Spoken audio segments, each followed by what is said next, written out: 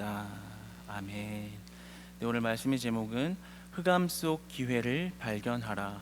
흑암 속 기회를 발견하라라는 제목으로 하나님 말씀 나누기를 원합니다. 오늘은 이제 이집트가 이제 9번째 재앙을 당하고 그 내용으로는 흑암 재앙을 당하는 그러한 장면이 나옵니다. 이 흑암 재앙을 당하는 장면은 굉장히 어떤 의미를 가지고 있습니다. 이것을 한 단어로 말하면 역창조 내러티브입니다. 하나님께서 이 땅을 창조하실 때 가장 먼저 행하신 일은 이 땅의 혼돈의 어둠을 다스리는 일을 먼저 하셨습니다. 빛을 창조하심으로 어둠을 몰아내시는 그 사역을 이 땅 위에 가장 먼저 하셨습니다. 그래서 창세기 1장 3절을 보면 하나님이 빛을 창조하는 장면이 나오죠. 그런데 반대로 오늘 이 9번째 재앙에서는 이집트에게 어둠을 주십니다. 역창조가 일어난 거예요. 어둠을 다스리시는 하나님이 어둠을 주시는 그런 역창조의 모습으로 그들에게 재앙을 주고 계십니다. 그래서 오늘 이 출애굽기의 저자는 이 어둠이 임한 장면을 어둠이라 표현하거나 밤이라는 히브리의 단어를 사용하지 아니하고 이 역창조에 대한 혼돈의 의미를 설명하기 위해서 어떤 원시적인 어둠을 뜻하는 흑암이라는 단어를 사용했습니다. 이것은 창세기서 1장 2절에 나오는 흑암과 같은 단어로 사용되어진 동일어입니다. 그러니까 하나님께서 모든 만물을 주관하시는 이가 어둠을 다스리시는 것으로부터 세상을 창조하며 시작하셨는데 지금 그들을 재앙을 내리신 데 있어서 그 어둠을 그들에게 그 흑암을 그들에게 내려버리는, 그래서 결국에 그들에게 주는 것은 혼돈이 일어나게끔, 그렇죠? 혼돈이 있는 이 세상에 빛으로 오셨는데 빛을 주셨는데 그 살고 있는 그들에게 혼돈을 주시는 그런 재앙을 주신 겁니다.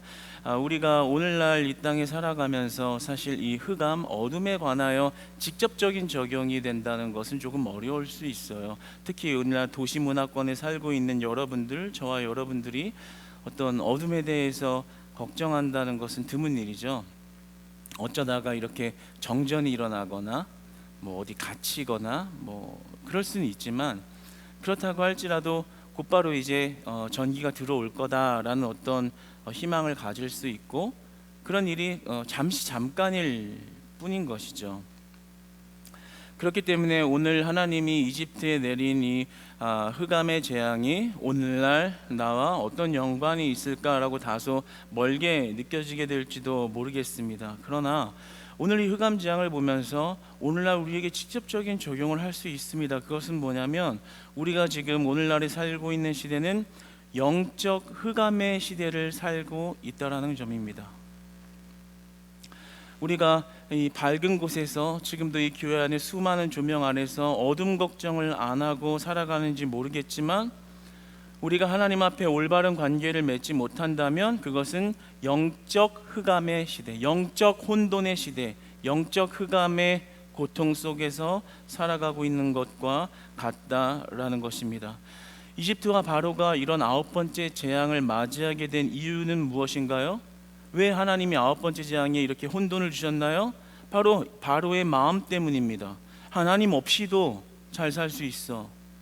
부와 명예만 있으면, 하나님이라는 존재가 없어도 난 끝까지 잘 살 수 있어.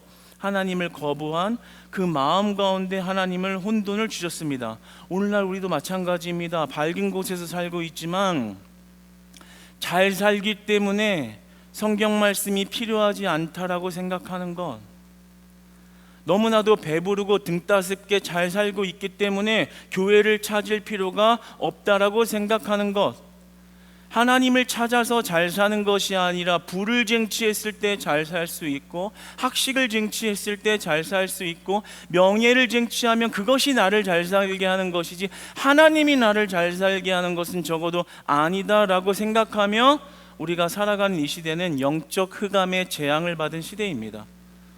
하나님을 거부하고 불순종하는 넌 크리스찬뿐만이 아니라 크리스찬이라고 말하는 우리들에게도 정작 이런 예배를 드리고 있는 현장에 와 있는 우리들도 속으로는 하나님이 날 잘 살게 하는 게 아니라 내가 실력 잘 갖고서 돈 잘 벌어야 잘 사는 거야. 하나님이 날 잘 살게 하는 게 아니라 내가 인맥을 잘 쌓아야 내 지평이 넓어지는 거야. 혹시 그런 마음으로, 그런 두 마음을 품고 우리가 하나님 앞에 부끄럽게 서 있는지는 모르겠습니다. 그런데 이것을 영적인 관점에서, 또 오늘 본문의 관점에서 본다면 우리가 그런 길을, 그런 시간을 보내고 있는 것은 아무리 밝은 조명 아래에 있다 하더라도 하나님이 내리신 영적 흑암의 시대를 살고 있는 것이라는 거죠. 여러분은 어떤 것 같나요? 영적 흑암에서 오늘 이 시간 벗어나는 은혜의 길을 축복합니다. 영적 흑암의 시대에서 벗어나는 은혜의 길을 축복합니다. 그것이 바로 성경에서 말하는 진정한 축복이요 하나님이 원하시는 은혜입니다. 유명한 사회학자 갈브레이드는 이렇게 말했습니다. 오늘날의 시대는 불확실성의 사회이다. 과학의 발달에도 미래의 안정을 확신할 수 없다. 잘 살죠? 그리고 돈 벌면 잘 살 거라고 생각을 하죠. 안정된 어떤 구도를 만들면 평안할 거라고 생각하죠. 집을 사고 안정되게 무언가 만들어 놓으면 그것이 계속될 거라고 생각하죠. 근데 그렇지 않아요. 그들이 그들의 미래를 확신할 수 있나요? 그렇게 계속 편안하고 행복하고 완벽한 모습으로 살 수 있다고 그렇게 확신할 수 있나요? 그냥 일반 사회학자이지만 유명한 미국의 갈브레이드 학자 이렇게 말하는 게, 오늘날의 시대는 불확실성의 사회다. 잘 사는데 미래를 전혀 확신할 수 없는 그런 시대에 살고 있다. 이렇게 말을 하는 것입니다. 그러한 관점에서 하나님은 하나님의 권위를 오늘 또 증명하시는 거예요. 마지막까지, 이 9번째 재앙까지 오직 우리가 경배하시는 유일신 여호와 하나님 한 분밖에 없다라는 사실을 또 9번째 드러내시는 겁니다. 그런데 이것이 큰 의미가 있는 것은 이집트 사람들이 많은 우상 숭배를 했잖아요. 우리가 첫 번째 재앙부터 지금 9번째 재앙까지 수많은 우상들을 봤습니다. 많이 봤죠. 제가 그림까지 보여주면서. 그런데 그 수많은 우상들 중에, 그들이 섬긴 우상 중에 우상, 그들의 표현의 신들 중에 신은 바로 태양신이었습니다. 그러니까 어떤 빛을 주관하는 신이야말로 자기들이 만들어 놓은 모든 우상들 중에 최고 우두머리의 신이라고 여겼고, 그러했기 때문에 바로를 태양신의 아들로 여겨서 그를 또 숭배하고 따랐던 것입니다. 그러니까 그들의 문화권 속에서의 가장 큰 우상은 뭐예요? 태양신, 그의 아들 바로였다는 거죠. 그런데 오늘 하나님이 9번째 재앙에서 그 빛을 제거하셨다, 그 빛을 혼돈케 하셨다, 거기에 흑암을 주었다라는 게 뭘 의미하는 거예요? 그들의 신이 무너진 걸 이야기하는 거예요. 그들의 신의 무력함을 그냥 만천하에 드러낸 걸 이야기하는 겁니다. 여러분, 하나님이 임하면 어둠이 물러가는 것입니다. 하나님이 임할 때 어둠이 물러가는 것입니다. 하나님이 우리의 죽고 사는 문제를 책임지십니다. 우리가 잘 살고 못 살고 죽고 살고의 문제는 하나님께 달려있는 줄 믿습니다. 그러니까 우리가 그 유일신 여호와 하나님, 모든 우상들을 무력하게 하시는, 모든 가짜신들을 무력하게 하시는 진짜신 유일신 여호와 하나님만을 의지하는 것이 신자의 참된 지식이고 신자의 참된 지혜인 것입니다. 하나님을 의지하지 않고 자기 능력을 의지하며 사는 것은 결국 영적 흑암의 길을 걸어가면서 심판날을 향해서 그냥 냅다 뛰어가는 것과 같은 일인 것입니다. 여러분, 우리 하나님의 다스림을 받읍시다. 할렐루야. 하나님이 여러분 삶에 임하면 여러분의 어둠을 몰아내시는 겁니다. 여러분의 흑암을 몰아내시는 겁니다. 그리고 하나님을 의지하시기를 축복합니다. 여기서 말하는 혼돈의 의미는 단순한 어둠이 아니라 그 세상이 완전히 깜깜했을 때의 흑암이라고 했잖아요. 그래서 이렇게 불을 이렇게 켜놔도 앞사람이 안 보일 정도의 어둠이거든요. 그런데 우리의 삶의 그런 모든 영적 어둠의 문제가 하나님이 오시면 해결된다라는 거예요. 여러분, 그 사실을 붙잡으시기를 축복합니다. 오늘 말씀 가운데 기억하시기를 축복합니다. 부탁드립니다. 잊어버리지 아니하고 우리가 그 하나님을 의지할 때 삶에서 어둠을 몰아내신 하나님의 능력을 경험하시기를 축복합니다. 바로는 그거를 안 믿은 거예요. 에이 시시해. 왜 시시하게 여겼는 줄 아세요? 하나님이 3일만 어둠을 주셨거든요. 그러니까 인명피해나 이런 재산적 피해가 그렇게 크지는 않았어요. 근데 그것이 하나님이 주신 사실 기회거든요. 근데 바로는 실수를 합니다. 어떤 실수를 해요? 재산 피해나 인명 피해가 크게 안 일어나니까 또 순간 그렇게 별건 아니네, 또 8번째 지나왔듯이 또 지나가는 일이네, 이런 식으로 생각을 해버리고 악한 행동을, 악한 마음을 더 보이죠. 그것이 바로의 실수인 겁니다. 사실 어찌 보면 바로에게는 이 9번째 지약, 10번째 지약 때는 싸그리 장자들이 죽잖아요. 바로에게는 그가 돌이킬 수 있는 마지막 기회인 것이거든요. 사실 여기서 돌이키면, 여기서 찬스를 잡으면 사실 기회가 있을 수도 있는 거거든요. 근데 별거 아니라고 생각하는 바로의 실수를 보게 됩니다. 그런데 여러분, 우리도 마찬가지입니다. 우리가 지금 이 비달에서 화려한 조명 안에서, 화려한 빌딩들 안에서 폼나게 도시 사람들처럼, 꽤 지적인 사람처럼 살고 있으니까 그래도 인생 이렇게 잘 살겠지, 끝까지 이렇게 내 몸 하나 편하게 살면 되겠지라는 생각하면 살지 모르지만, 우리가 앞서 이야기 나누었던 영적 흑암의 시대를 살고 있으면 그것은 바로와 똑같은 실수를 하는 거예요. 어떤 실수요? 최후 심판을 향해서 달려가는 실수요.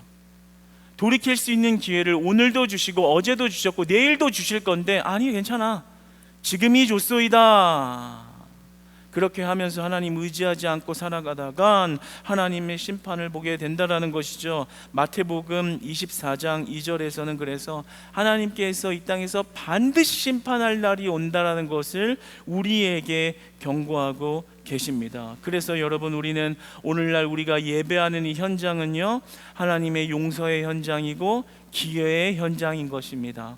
하나님께 다시 돌이켜서 하나님께로 돌아와 다시 발을 디뎌 하나님에 의해서 살아갈 수 있는 유일한 기회의 현장, 예배의 자리, 기도의 자리, 찬송의 자리인 줄로 믿습니다.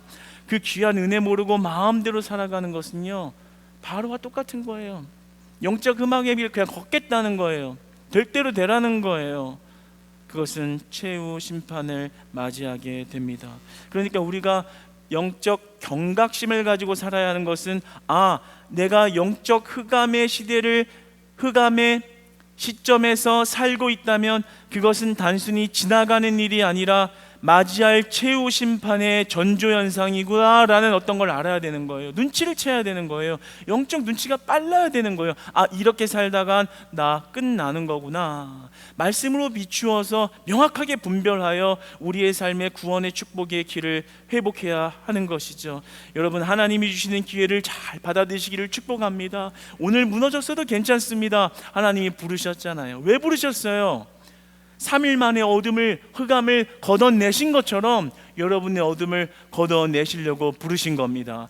여러분의 분주한 마음, 속상한 마음, 싸웠던 마음, 밖에서 고생하느라고 지쳐있는 마음, 그래서 하나님 없이 이리저리 뛰다가 어찌할 바 몰라 그저 멍한 상태로 나온 마음, 하나님을 의지하고 하나님을 찾고 하나님을 만날 때 하나님은 그 어둠을 거두어 가시는 줄 믿으시기 바랍니다. 그럼 우리는 넘어졌어도 다시 예배로 나아가고, 다시 예배로 나아가고, 쓰러졌어도 다시 예배로 나아가는 거예요. 왜요? 매일매일 영적 흑암에서 빠져나오기 위해서요. 매일매일 하나님의 기회를 붙잡기 위해서요. 매일매일 하나님의 용서를 경험하기 위해서 말입니다. 여러분, 하나님이 주시는 기회를 날마다 잘 캐치하시기를 축복합니다. 하나님 중심의 삶이 축복이 있는 거예요. 하나님 다스리시는 삶이 행복합니다 라고 하는 것이 축복이 있는 거예요. 아래 그림이 걸렸잖아요. 그래서 참 어제 아침에 이제 그림이 걸렸는데, 참 월요일날 우리 전도사님하고 우리 집사님, 청년들 고생 많이 해주셔서 그 위에 레일 저희가 직접 달았거든요. 밤 11시 반까지. 많이 수고해 주셔서 감사해요. 그래서 아침 8시에 그 준비되어 있던 약속했던 작가분들이 한 6, 7분 정도 오셨어요. 또 다른 분 작품까지 가지고 와서 이렇게 달아놓고 보니까 정말 좋더라고요. 교회의 격이 올라갔어요. 그래서 그걸 보면서 다윗이 언약궤를 옮길 때 그런 마음이었을까? 솔로몬이 성전에 들어갔을 때 그런 마음이었을까? 참, 너무 감격이 돼가지고 2층에를 못 오고 1층을 맴돌았어요. 계속 보면서 하나님 좋습니다. 참, 내가 내 능력으로 할 수 없는 것을 하나님이 하시는 것을 보니까 참 하나님이 대단하시고 하나님이 하실 일이 기대가 됩니다. 그러면서 이제 화요일 하루를 보냈던 것 같아요. 또 와중에 또 이 소식을 기억하고 또 이렇게 오시는 성도님들이 종종 이렇게 계시더라고요. 그래서 의도적으로 이 그림을 보려고 오신 분들, 그래서 참 교회가 이렇게 바뀐 모습을 보면서 막 좋아하면서 막 곳곳을 보면서 행복해하시고 성도님들끼리 와서 이렇게 그것을 둘러보는 그런 모습을 보면서 제가 어떤 마음이 들었냐면, 참 하나님 중심의 삶을 우리 성도님들이 살고 계시는구나. 직장에서 점심시간에 잠깐 나와서 교회 그림 걸린 것도 보러 오고, 또 물론 안 보고 오신 분들도 또 같은 마음이고 또 이제 볼 것이지만, 또 이제 기회와 상황이 돼서 이 오신 분들 보면서 제가 느꼈던 감동이, 참 교회를 기억하고 교회 중심으로 돌아가고 있는 그 삶의 사이클이 모든 성도님들이 그런데 그게 참 은혜가 되더라고요. 우리는 하나님 중심 삶을 사는 교회구나. 할렐루야. 그 삶이 축복이 있다라고 말하는 거예요. 내가 사는 삶에 하나님이 있는 게 아니라 하나님 중심, 하나님을 향한 삶, 하나님을 향하여 내 삶이 있는 것, 그 믿음의 전환, 그것이 진짜 축복이라고 하나님께서 말씀하는 것이죠. 그냥 그 현장에서 그런 마음이 느껴져 가지고 감동이 됐어요. 우리 교회는 소망이 있다. 우리 성도님들은 소망이 있다. 하나님의 역사를 경험하겠구나. 하나님의 축복을 받아 누리겠구나. 영적 흑암이 떠나가겠구나. 시대를 밝히는 빛이 우리 가운데 있겠구나. 할렐루야.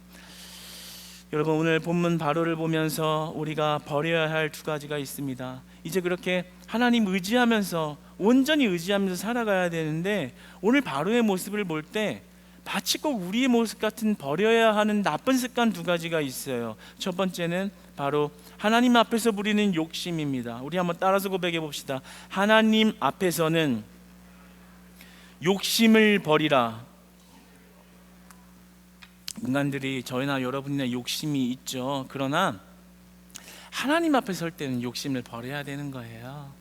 하나님 말씀하시는 데는 욕심을 내려놔야 하는 것입니다. 그런데 바로가 그렇지 못했습니다. 바로가 이렇게 말하잖아요. 오늘 그래, 보내줄게. 너네 이스라엘 사람들 보내줄게. 그러면서 딱 단서를 달잖아요. 가축은 누구가, 소는 누가 키우냐, 소는 누구가, 이렇게 이야기를 하는 겁니다. 이유가 뭐예요? 붙잡아 놓으려고.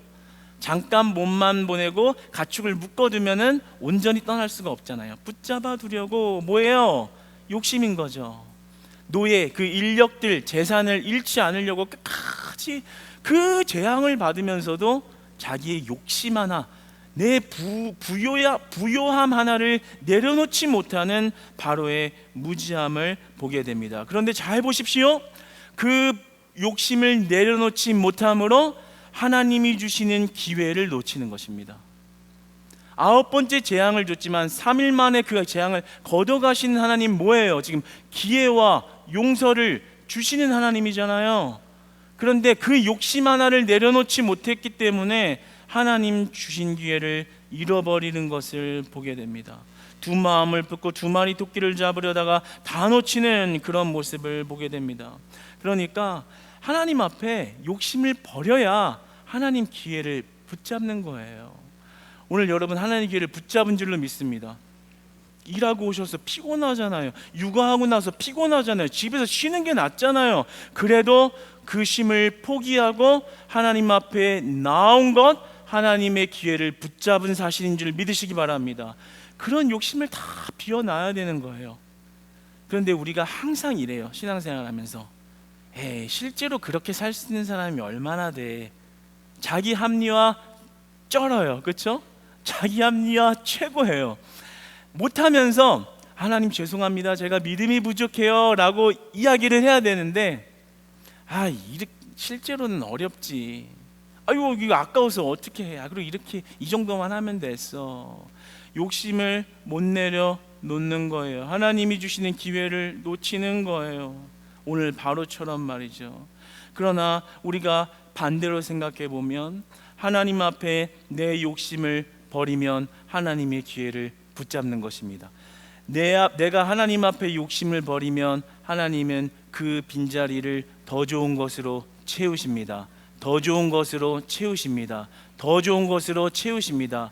이것을 발견할 수 있으면 되는 거예요. 그러면 놓을 수 있는 거예요. 하나님, 주님 말씀하셨어요. 하나님 아까워요. 맞아요. 이거 나 욕심나요. 가축은 두고 가라고 할 만큼 이거 내 거예요. 그런데 하나님, 이 욕심 내려놓고 내가 하나님의 기회를 붙잡겠습니다. 하나님이 더 좋은 것으로 채우실 줄 믿습니다. 하나님이 욕심 버리게 하시고 하나님이 주신 기회를 붙잡게 하여 주시옵소서. 여러분, 우리 크리스찬 교회가 이런 살아있는 영성 가지고 계시기를 축복합니다. 매번 말로만 하고 실제로는 되지도 않는 신앙하면서 두 마리 토끼를 잡으려다 바로처럼 넘어지고 재앙을 받는 자들이 아니라, 과감히 욕심을 버리고 하나님을 과감히 붙잡을 때 하나님의 기회와 하나님의 찬스와 하나님의 축복과 하나님이 채우시는 은혜를 삶에서 매일매일 경험하는 축복의 공동체로 거듭나시기를 축복합니다. 하나님 앞에 욕심을 버리면 하나님은 더 좋은 것으로 반드시 채우십니다. 두 번째 바로의 모습을 보면서 말씀을 맺어갈까 합니다. 두 번째 모습을 보면 우리 함께 한번 따라서 고백해 보시겠습니까? 하나님 앞에서는 자존심을 버리라. 하나님 앞에서 욕심도 버려야지만요, 그것도 참 어려운 거죠. 그리고 욕심을 버려야지만 두 번째 또 뭐가 있어요? 자존심을 버려야 돼요. 참 둘 다 어렵죠. 바로도 결국에는 이걸 못 넘어가는 거예요. 욕심을 버려야 되는데 욕심을 못 버리고, 자존심을 버려야 되는데 자존심을 못 버려서 하나님이 주시는 기회를 놓치고 맙니다. 어떤 자존심이에요? 모세에게 다시는 나타나지 마라, 막 저주를 퍼부으면서 협박을 하면서 자기 자존심을 재앙을 당하는 순간에서도 못 내려놓는 그런 모습을 보게 됩니다. 여러분, 어떤 자존심 부리세요?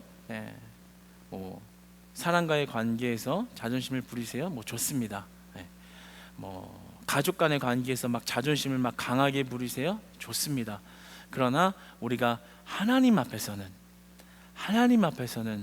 순한 양이 되시기를 축복합니다. 하나님 앞에서는 자존심 그냥 버릴 수 있는 그런 겸손한 자 되시기를 축복합니다. 참 제가 하나 감동이 됐던 게 있어요. 이번에 거기 협회에 속해 있는 작가분들 이제 8분을 이렇게 중간에서 이렇게 리더 역할을 해주시는 분하고 저하고 이렇게 이야기를 이렇게 해가고 있는데, 그분이 제가 이제 목회자다 보니까 이제 얘기할 때 이렇게 이야기를 목회자인 걸 알고 이렇게 이야기를 나누는데, 제 앞에서 이렇게 너무 순한 양이신 거예요. 근데 느낌은 알겠어요. 이분이 되게 왕언니 같은 스타일이라는 건 알겠는데, 목회자 앞에서는 순한 양. 근데 얘기를 들어보니까 이 믿음의 이런 삶 속의 과정에서 하나님께 훈련을 시키셨더라고요. 그래서 이게 순종하는, 목회자에게 순종해야 되는 것이 어떤 의미를 가지고 있는지 알고 계신 분이에요. 그러니까 순종을 하는 의미에서 대화를 하니까 대화가 너무 잘 되고 어떤 뜻 안에서 이렇게 이해가 되는 거예요. 근데 이제 다른 원래 미술하는 사람들은 다들 이렇게 예술하는 사람들은 조금 별난 구석들이 좀 있잖아요. 근데 그런 분들을 이렇게 확 휘어잡더라고요. 참 목회자인 게 감사하다. 그런 생각이 들었는데요. 이런 감동이 들었어요. 내 자존심 하나 못 버릴 수도 있고, 내 못난 성품이 아직은 다듬어지지 못한 이런 부족함도 있지만, 적어도 우리가 하나님 앞에서 자존심을 부리면 안 된다. 하나님 앞에서 연약하고 하나님 앞에서 낮아지고 하나님 앞에서 겸손한 자가 될 수 있다면 그 사람은 축복을 받는다. 할렐루야. 여러분, 이 영적 원리를 반드시 기억하시기를 축복합니다. 그분이요 축복을 많이 받았더라고요. 그래서 하나님 앞에 꼼짝을 못해요. 하여튼 그 축복 얘기는 나중에 하고, 그런 축복도 참 은혜가 되더라고요. 우리가 하나님 앞에 부리고 있는 자존심이 뭐예요? 여러분들이 하나님 앞에 아직 내려놓지 못한 자존심이 뭐예요? 그 영적 자존심이 뭐예요? 하나님이 하라, 이스라엘을 광야로 보내어 예배할 수 있게 하라. 아이 못합니다. 다시는 오지 마라. 이런 자존심이 뭐예요? 하나님이 말씀을 하시는데 하나님 못하겠습니다. 속으로 꼬잖아요. 강단에서 하나님의 말씀을 선포할 때는 그것이 인간의 입술을 대어, 설교자의 입술을 대언할 뿐, 뒤에 계신 하나님이 우리 크리스찬 교회 전체와 각 개인에 주시고자 하는 하나님의 음성과 메시지와 계획을 선포해 주시는 건데, 그 목자의 음성이 양에게 들리게 하듯 하나님은 말씀하고 계시는 건데, 그것을 들을 때 아멘 하나님 주님 내가 여기 있사옵나이다가 아니라 꼬잖아요. 아이 그거는 못하겠어요. 다른 건 해도 이거는 안 되겠어요. 그렇게까지는 해야겠어요? 그렇게까지 해야겠습니까? 그 자존심을 못 내려놓는 거예요. 그런 거 많잖아요. 마음 안에서 그 한 부분은 안 돼요. 지금 바로가 그러는 거예요. 다시는 오지 마라. 못 간다. 가축은 두고 가라. 계속 자존심을 부리고 있는 거예요. 하나님 앞에 그거 하나를 못 내려놓고.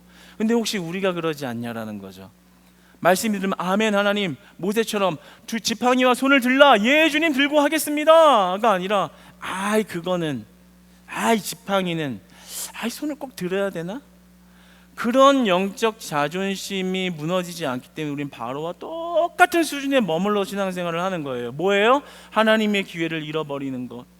하나님이 매일매일 매번의 예배마다 주시는 기회를 날마다 버리고 있는 것, 그것이 우리의 한낱 영적 자존심과 그 욕심 하나를 내려놓지 못해서 하나님의 기회를 잃어버리고 또 내 마음대로, 또 내 뜻대로, 또 하나님의 경험 없이 내 삶에 드러나는 하나님을 체험하지 못하는, 하나님을 알아가는 지식 없는 삶, 그러한 삶이 펼쳐질 수 있다는 거죠. 그러나 사랑하는 우리 크리스찬 교회 영적 식구 여러분, 하나님만이 우리의 인생을 참된 풍요로 인도하시는 분이십니다. 하나님이 그것을 보이시려 9번째 재앙을 통해서 우리에게 말씀하시는 겁니다. 모든 풍요는 저 태양신에게 있는 게 아니라 모든 빛의 능력과 그리고 생명의 문제와 해결은 나 여호와 하나님께 있다. 우리의 자존심을 버리고 욕심을 버리고 하나님을 매일매일 붙잡으면 그분이 우리의 기회가 되시고 그분이 우리의 풍요로움이 되신다라고 말씀하시는 겁니다. 할렐루야.